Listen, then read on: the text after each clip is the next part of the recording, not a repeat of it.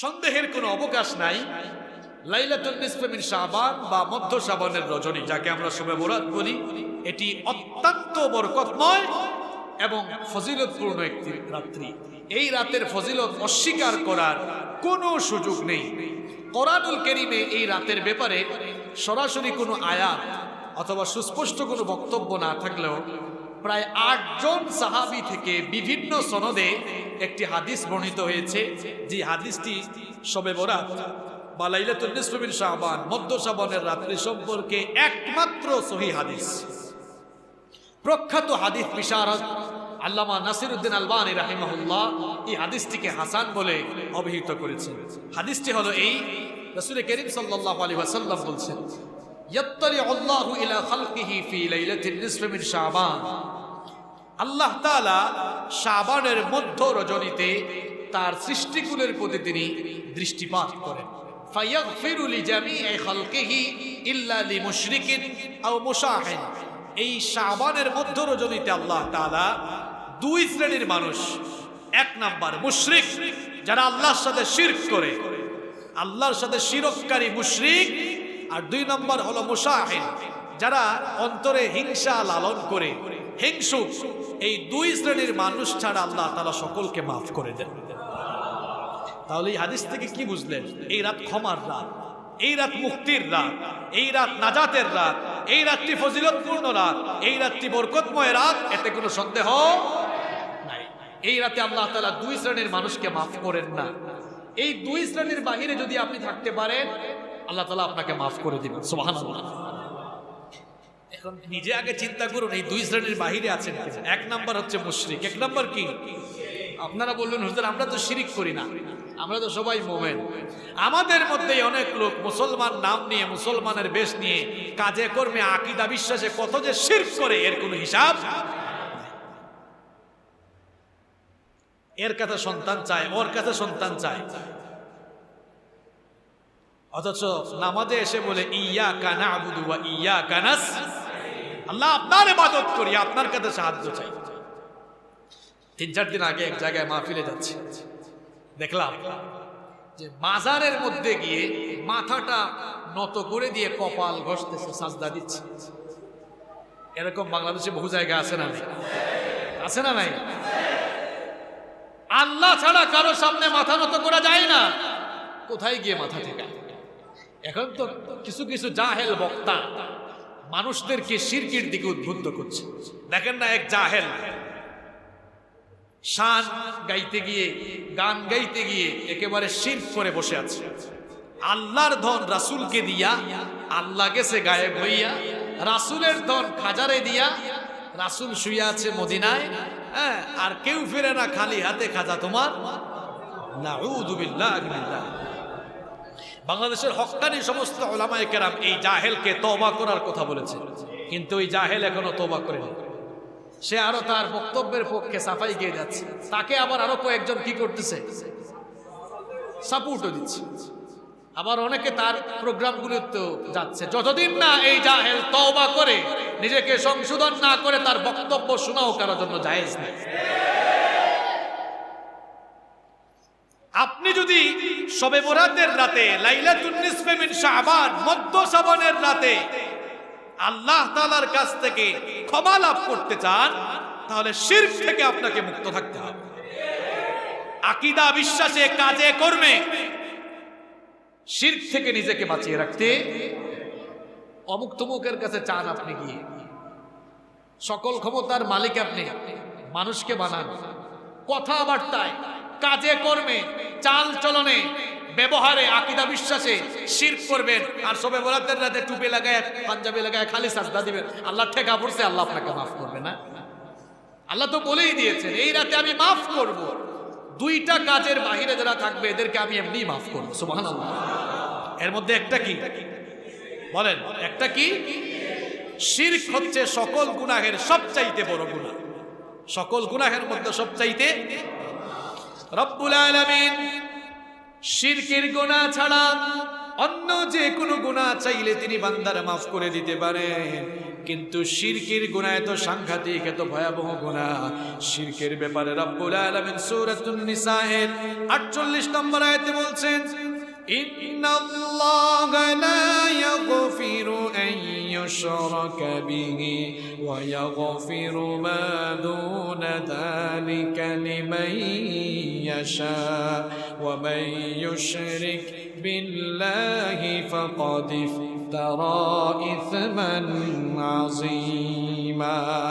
রব্বুল আলামিন বলছেন, নিশ্চয়ই আল্লাহ শিরকের গুনাহ মাফ করেন না। শিরক ছাড়া অন্য কোনো গুনাহ বান্দা করলে আল্লাহর যাকে ইচ্ছা ওই গুনাহগুলো তিনি মাফ করে দিতে পারেন, কিন্তু শিরকের গুনাহ আল্লাহ মাফ করেন না। শিরক এটি মারাত্মক গুনাহ। শিরকের অনেক শাখা প্রশাখা আছে। শিরক তো অনেক লম্বা আলোচনার বিষয়। আমরা শিরক নিয়ে একটা সিরিজ আলোচনা শুরু করব ইনশাআল্লাহ। শিরক থেকে নিজেকে মুক্ত রাখতে হবে। যারা শিরকে নিমজ্জিত, আল্লাহ তাআলা এই রাতে তাদেরকে মাফ করবেন না। আর 2 নাম্বার কি বলছিলাম, ভুলে গেছেন? 2 নাম্বার কি? অবশ্য আমরা সবাই আল্লাহর ওলি, আমাদের অন্তরে হিংসা নিন্দা নাই। আছে বেশি, মানে অনেক বেশি। এই হিংসুকদেরকে আল্লাহ এই রাতে মাফ করবেন না। হিংসা এটি অনেক বড় একটি গুনাহ। হিংসা নামক গুনাহের 2টা বৈশিষ্ট্য আছে। কয়টা বৈশিষ্ট্য? কথা বলেন না কেন? কয়টা? আমার মুসল্লিরা আজকে কি খেয়ে আসে নাই? আপনাদের জবাব তো এরকম হয় না। আপনাদের জবাব তো অনেক প্রাণবন্ত হয়। হিংসা নামক গুনাহ, এই গুনার কয়টা বৈশিষ্ট্য? 2টা। 1 নাম্বার হচ্ছে এই গুনাহ আপনার নেক আমলগুলোকে খেয়ে ফেলে। কি করে ফেলে? দেখছেন অবস্থা। ছাত্র ভাইদেরকে একটা উদাহরণ দিই। বিশ্ববিদ্যালয়ে অনেকে অ্যাডমিশন টেস্ট দিয়েছ না? কোন কোন বিশ্ববিদ্যালয়ে দেখবা যে তোমার কোনো উত্তর যদি কাটা যায়, ভুল হয়, তাহলে আবার যে উত্তরটা ভুল যায় এটার জন্য যে মার্কসগুলো পাচ্ছ সেখান থেকে মাইনাস হওয়া আরম্ভ হয়। হয় কিনা? এটা মাইনাসের চেয়ে আরো গুরুত্বপূর্ণ। কোনো মানুষ যদি তার অন্তরে হিংসা লালন করে, তার আমলনামায় যত নেক আমল আছে, এই হিংসা নামক পাপ ওই নেক আমলগুলোকে কি করে ফেলে? কি করে ফেলে? এটা আমার কথা বলেছেন মুহাম্মদ সাল্লাল্লাহু, আবু দাউদ শরীফের হাদিস। আবু হুরায়রা রাদিয়াল্লাহু আনহু হাদিসটি বর্ণনা করছেন। তিনি বলছেন, রাসূল করিম সাল্লাল্লাহু আলাইহি ওয়াসাল্লাম ইরশাদ করেছেন, ইয়াকুম ওয়াল হাসাদ। আল্লাহর নবী বলছেন, সাবধান, হিংসা থেকে নিজেরা বেঁচে থাকো। ফাইনাল হাসাদা ইয়াকুলুল হাসানাতি কামা তাকুলুন নারুল হাতাব। আল্লাহর নবী বলছেন, আগুন যেমন ময়লা আবর্জনাকে ভস্ম করে ফেলে, জ্বালিয়ে ফেলে, পুড়িয়ে ফেলে, হিংসা নিন্দা যারা করবে, যারা অন্তরে হিংসা লালন করবে, তার হিংসা তার সকল বদ নেক আমলগুলোকে জ্বালিয়ে পুড়িয়ে কি করে দিবে? দেখছেন অবস্থা। আমও যাবে সালাও। যে আমল ছিল, ভালো আমল যা ছিল আমলের খাতায়, ওগুলা কি হয়ে যাবে? নষ্ট হয়ে। মানুষের উন্নতি সহ্য হয় না। পাশের বাড়ির এক ভাই ভালো আছে, ভালো লাগে না, অন্তরে খালি হিংসা লালন করেন। এই হিংসা করে কি তার লস হচ্ছে না নিজের লস হচ্ছে? কথা বলেন। যাকে নিয়ে হিংসা করছেন তার কোনো লস হচ্ছে না, সব লস আপনার। আল্লাহ নবী বলছেন, তুমি হিংসা করার কারণে এই হিংসা তোমার সব ভালো আমল খেয়ে ফেলতেছে। আবার মুসলিম শরীফের হাদিসে আরেকটি হাদিস বর্ণিত হয়েছে। এই হাদিসটি আবু হুরায়রা রাদিয়াল্লাহু আনহু বর্ণনা করেছেন। রাসূল করিম সাল্লাল্লাহু আলাইহি ওয়াসাল্লাম বলেছেন, তু'রাদু আমালুন নাসি ফি কুল্লি জুমআতিন মাররাতাইন ইয়াউমাল ইসনাইনি ওয়া ইয়াউমাল খামিস। আল্লাহর নবী বলছেন, প্রত্যেক সপ্তাহের সোমবার আর বৃহস্পতিবার বান্দার সাপ্তাহিক আমলের রিপোর্ট আল্লাহর কাছে পেশ করা হয়। আল্লাহ তাআলা তখন কি করে? আল্লাহ তাআলা তখন ফায়ুগফারু লিকুল্লি আবদিন মুমিন ইল্লা আবদান বাইনাহু ওয়া বাইনা আখিহি শাহনা। আল্লাহ তাআলা তখন সকল মুমিন বান্দাদেরকে মাফ করে দেন, একমাত্র ওই ব্যক্তি ছাড়া, ওই বান্দা ছাড়া, যেই বান্দা তার অন্তরের মধ্যে তার আরেক ভাইয়ের প্রতি হিংসা বিদ্বেষ লালন করে। আল্লাহু আকবার! কত বড় কথা চিন্তা করেছেন আপনি? প্রত্যেক সপ্তাহে আমলের খাতা আল্লাহর কাছে পেশ করা হলে আল্লাহ বলছেন, আমি সব মুমিনদেরকে মাফ করে দিই, কিন্তু তাকে ছাড়া, যে তার অন্তরে তার অন্য কোনো ভাইয়ের প্রতি হিংসা বিদ্বেষ লালন করে। আল্লাহ ফেরেশতাদেরকে বলেন উতরুকু হাদাইনি হাত্তা ইয়াফিআ, ওই লোকটা ততক্ষণ পর্যন্ত আমার মাপ পাবে না, তাকে ততক্ষণ পর্যন্ত ছেড়ে দাও যতক্ষণ না সে ওই হিংসা নিন্দা থেকে ফিরে আসে। তাহলে হিংসা নামক পাপের কয়টা বৈশিষ্ট্যের কথা বলছিলাম? কথা বলেন না কেন, কয়টা? এক নাম্বার কি, এটি এমন এক পাপ, হিংসা যদি আপনি করতে থাকেন, অন্তরে হিংসা রাখেন, সব নেক আমল কি হয়ে যাবে? কি হয়ে যাবে? নষ্ট হয়ে। হিংসা নামক পাপের 2 নাম্বার বৈশিষ্ট্য হলো আল্লাহর কাছ থেকে ক্ষমা পাওয়া যায় না, মাফ পাওয়া। অন্তরে হিংসা থাকবে, আল্লাহর কাছে যতই কান্নাকাটি করেন, যতই দোয়া করেন, লাভ হবে? আরে আমরা অন্তরে কত হিংসা নিন্দা পোষণ করে বসে আছি। পাশের বাড়ির লোককে দেখতে পারে না, অমুককে দেখতে পারে না, তমুককে দেখতে পারে না, হিংসায় অন্তরটা ভরে গিয়েছে। আপনি কোনো একজন মুসলমানের উপকার করতে না পারলে অন্তত তার প্রতি অন্তরে হিংসা রাখিয়েন না। তার যদি কল্যাণ করতে না পারেন, ভালো করতে না পারেন, উপকার করতে না পারেন, অন্তত তার প্রতি কোনো হিংসা আপনার মনের ভেতরে রাখিয়েন না। কারণ আপনার মনের ভেতরে তার প্রতি কোনো হিংসা পোষণ করলে লসটা তার না আপনার, লসটা তার না আপনার, আপনার লস। আর শয়তান আমাদের চিরশত্রু, আমাদের দুশ্মন। শয়তান আমাদের বন্ধু না দুশ্মন? শয়তান আমাদের চেয়ে বয়সেও বড়, বুদ্ধিতেও। শয়তানের বয়স আমাদের চেয়ে কম না বেশি? বুদ্ধি কম না বেশি? খুব পাকনা। শয়তান তো আমাদেরকে সবসময় জাহান্নামের দিকে নিয়ে যাওয়ার জন্য যা করা দরকার তাই করছে। শয়তান মানুষকে জাহান্নামে নিয়ে যাওয়ার জন্য তার প্রধান হাতিয়ার, প্রধান অস্ত্র বানিয়েছে 3টি। বুঝে থাকলে জবাব দেন, কয়টি? কয়টি? আপনাকে জাহান্নামে নেওয়ার জন্য শয়তান 3টি হাতিয়ার, 3টি অস্ত্র বেশি ব্যবহার করে। কয়টি অস্ত্র? যুদ্ধে গেলে যোদ্ধা সব অস্ত্র ব্যবহার করে, যেটা দরকার সেটাই ব্যবহার করে। শয়তান আপনাকে জাহান্নামে নেওয়ার জন্য সব সময় প্রধান 3টি অস্ত্র ব্যবহার করে। 1 নাম্বার শিরক, 2 নাম্বার বেদাত, 3 নাম্বার হিংসা। 1 নাম্বার, 2 নাম্বার শিরক হচ্ছে আল্লাহর সাথে আকীদা, বিশ্বাসে, কথা, কাজে যে কোনো কিছু দিয়ে কি করা। বেদাত কি? বেদাত কি? হোয়াট ইজ বেদাত? বেদাত কি? নতুন আবিষ্কার বললে এর ডেফিনেশনটা পারফেক্ট হয়।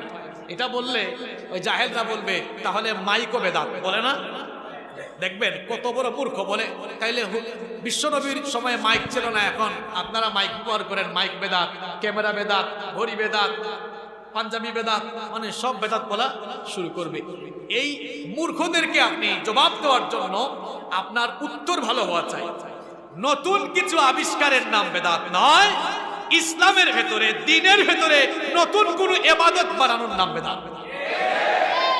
কারণ ইবাদত যা দেওয়ার আল্লাহ এবং রাসূল আমাদেরকে দিয়ে গিয়েছেন। আল্লাহ বলেছেন আল ইয়াউমা আকমালতু লাকুম দীনাকুম ওয়া আতমামতু আলাইকুম নি'মাতি ওয়া রাদিতু লাকুমুল ইসলামা দীন। আল্লাহ তাআলা বলেন ইসলামকে কমপ্লিট করে দিয়েছি। এখন আপনি নতুন করে ইবাদত ঢুকাবেন ভেতরে, না? সুযোগ নাই। তাহলে বেদাতের সংজ্ঞা হলো দ্বীনের ভেতরে, ইসলামের ভেতরে নতুন কিছু ঢুকানো, নতুন কিছু করার নাম হচ্ছে। মনে থাকবে, শয়তান মানুষকে জাহান্নামে নেওয়ার জন্য কয়টা অস্ত্র ব্যবহার করে? 1 নাম্বার, 2 নাম্বার, 3 নাম্বার কি? এই হিংসা অন্তরে থাকা যাবে? থাকা যাবে? এতদিন যা করছেন করছেন, তওবা করে যান। যার কোনোদিন হিংসা করবেন। পাশের বাড়ির একজন 2-3টা বাড়ি করে ফেলছে, দেখতেই পারে না, তাকাইতেও পারে না। আপনি তার উপকার করতে পারছেন না, হিংসা করেন কেন?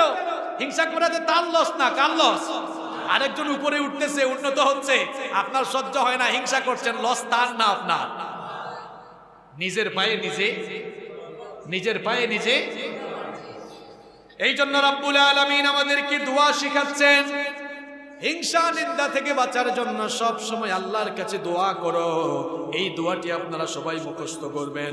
কোরআনুল কারীমের 59 নম্বর সূরা সূরাতুল হাশরের 10 নম্বরে রব্বুল আলামিন দোয়া শিখাচ্ছেন, রব্বানা গফির লানা ওয়া লিইখওয়ানিনা আল্লাযীনা সাবাকুনা বিল ঈমান ওয়া লা তাজআল ফি কুলুবিনা غلا للذين آمنوا ربنا إنك رؤوف رحيم রব্বুল আলামিন খুব সুন্দর দোয়া শিখাচ্ছেন।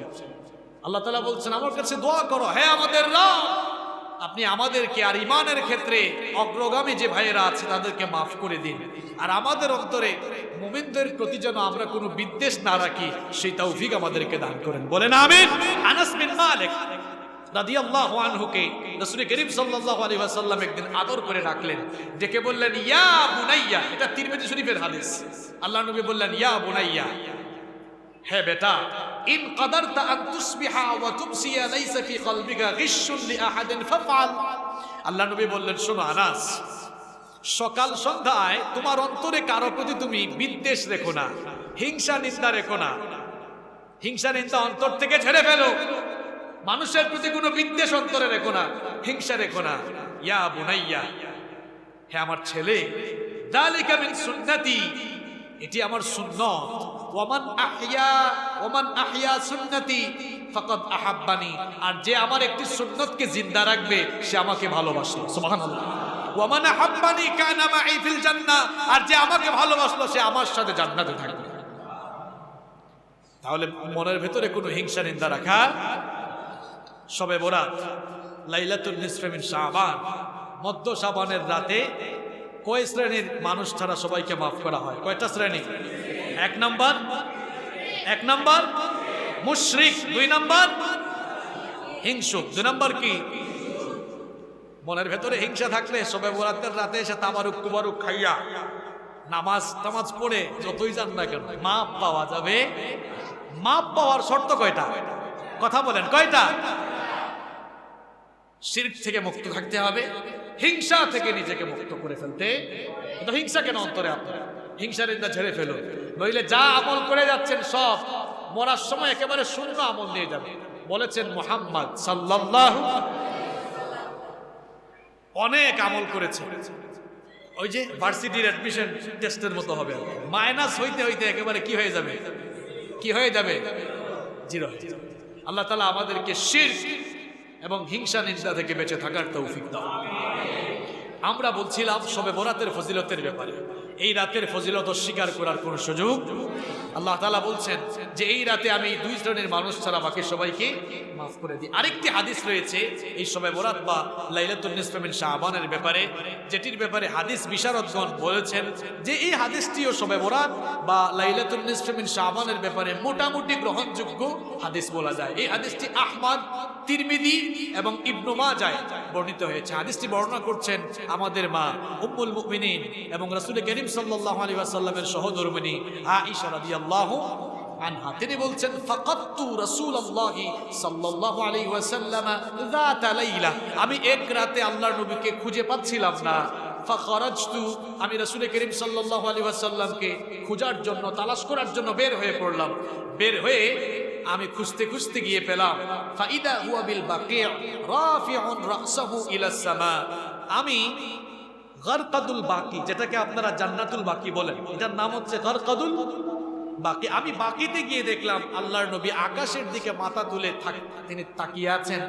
আমি যখন আল্লাহর নবীর কাছে গেলাম, তিনি তখন আমাকে বললেন যে হে আয়েশা, আকুনতি তাখাফিনা আইয়াহিফাল্লাহু আলাইকা আইয়াহিফাল্লাহু আলাইকি ওয়া রাসূলুহু, তুমি কি এই আশঙ্কা করছো যে আল্লাহ তাআলা এবং তার রাসূল তোমার উপরে অবিচার করছেন? আয়েশা রাদিয়াল্লাহু আনহা জবাব দিলেন, জানান্তু আন্নাকা আতাইতা বা'দা নিসাইক, মহিলাদের যে স্বভাব হয়। তিনি বললেন আমি আশঙ্কা করেছিলাম যে আপনি মনে হয় আপনার অন্য কোনো স্ত্রীর কাছে গিয়েছেন। আল্লাহর নবী তখন বললেন, তুমি জানো না আজকে রাত কোনটা? আজকের রাতটা হচ্ছে লাইলাতুন নিসফে মিন শাবান, এটি মধ্য শাবানের রাত। এই রাতটি এমন এক রাত, ইন্নাল্লাহা আযজা ওয়া জাল্লা ইয়ানজিলু লাইলাতান নিসফে মিন শাবান ইলা সামাঈদ দুনিয়া ফায়াগফিরু লিআকতারা মিন আদাদি শাহরিন গানামিকাল। আল্লাহর নবী বললেন, এই রাতে আল্লাহ তাআলা দুনিয়ার আকাশে অবতরণ করেন। এই রাতে আল্লাহ তাআলা দুনিয়ার আকাশে অবতরণ করে তার বান্দাদের প্রতি তিনি দৃষ্টিপাত করেন, আর কাল গোত্রের মেষ পালের চাইতে অধিক সংখ্যক মানুষকে আল্লাহ তাআলা এই রাতে মাফ করে দেন। তাহলে এই হাদিসগুলো থেকে আমরা বুঝতে পারলাম যে শবে বরাত বা লাইলাতুন নিসফি মিন শাবান, মধ্য শাবানের রাত, এটি অত্যন্ত ফজিলতপূর্ণ এবং বরকতময় রাত, এতে কোনো সন্দেহ। তবে এই রাতকে কেন্দ্র করে কোনো প্রকার সীমালঙ্ঘন, বাড়াবাড়ি করা যাবে না, ছাড়াছাড়িও করা যাবে। শবে বরাত বা লাইলাতুন নিসফি মিন শাবানের ব্যাপারে এই দুইটি হাদিস ছাড়া আর যত হাদিস বর্ণিত হয়েছে, আমার কথা নয়, হাদিস বিশারদ যারা, হাদিসের ইমাম যারা, হাদিসের ইমামগণ, মুহাদ্দিসিনে কেরাম, এই হাদিসগুলোর কোনোটিকে দাঈফ, কোনোটিকে জাল, বানোয়াট এবং মিথ্যা হাদিস বলে অবহিত করেছেন। তাহলে শবে বরাতের ব্যাপারে আমরা নির্ভরযোগ্য হাদিস পেলাম কয়টা? এছাড়াও আরো আছে, দেখবেন ফেসবুকে লেখালেখি হবে, অনেকে বক্তব্য দিবে, আমিও বলছি কি আছে, তবে সেগুলো নির্ভরযোগ্য, গ্রহণযোগ্য কোন সহিহ হাদিস না। এটা আমি কেন বলবো? এটা বলেছেন সমস্ত মুহাক্কিক স্কলার, বিশেষজ্ঞ উলামায়ে কেরাম, সৌদি আরবের ফতোয়া বোর্ড সহ বিশেষজ্ঞ যত আলেম আছেন, আরব বিশ্বের যত বড় বড় স্কলার আছেন, তারা বলছেন এই দুটি হাদিস ছাড়া বাদবাকি যত হাদিস শবে বরাতের ব্যাপারে এসেছে, কোনটি দাঈফ, কোনটি জাল এবং বানোয়াট। এই দুইটি হাদিসকে এক করলেও তো এই রাতের ফজিলত অস্বীকার করা যায় না। এই রাত অত্যন্ত ফজিলতপূর্ণ, বরকতময় রাত। তবে এই রাতে ক্ষমা পাওয়ার জন্য শিরক এবং হিংসা থেকে বেঁচে থাকা